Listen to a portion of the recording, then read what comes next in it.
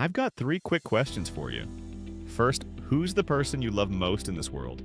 Second, how much money would you like to give that person? Don't hold back. It could even be me. And third, if that person passed away before you, or maybe you just stopped liking them one day, how much of that money would you want to keep? Keep those numbers in mind because I'm about to show you how whole life insurance can actually make them a reality, especially if your numbers are on the bigger side. So, what exactly is whole life insurance and why should you care? That's what we're going to unpack today. But before we dive in, do me a quick favor. Hit that like button to support the channel and subscribe if you want more straight to the point financial content like this. Alright, whole life insurance. As the name suggests, it's a type of life insurance. There are a few kinds out there: term, universal, and whole life. All life insurance works around something called a death benefit.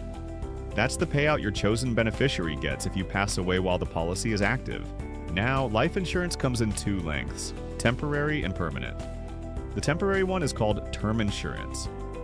The permanent one, the classic, the one we're talking about today, is whole life insurance. And here's the deal. As long as you keep paying your premium, monthly or yearly, for your entire life, when you eventually pass away, the person you picked as beneficiary gets that payout. Let's make it real with an example. Say at 20 years old, you buy a $100,000 whole life policy for $50 a month.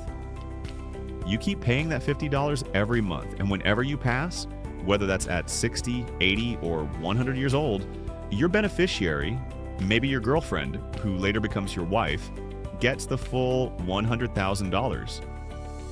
But what if you get divorced, or she passes away before you? Well, you've got options. If you set up the policy so she's revocable, you can simply change the beneficiary.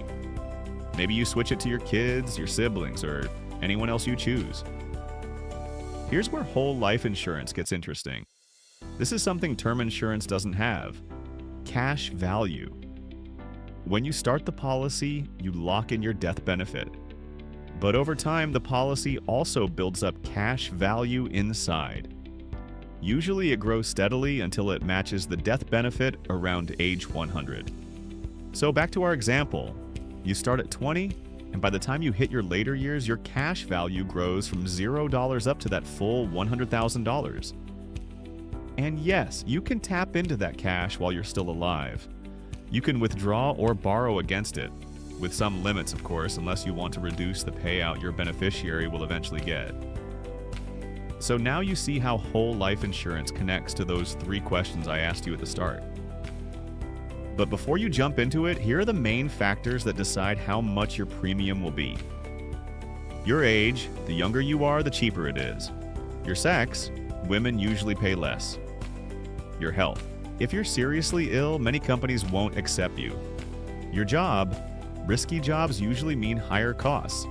And finally, if you're a smoker, you'll pay an extra fee on the premium.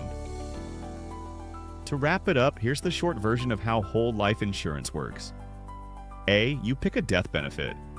B. You choose your beneficiaries. C. You pay your premium once a year or monthly for life. D. Your policy builds cash value, almost like a long-term savings account. And that's it. That's whole life insurance in a nutshell. Hope this video helped make things clearer. If it did, make sure to like, subscribe, and stick around for more content just like this. Thanks for watching, and I'll see you in the next one.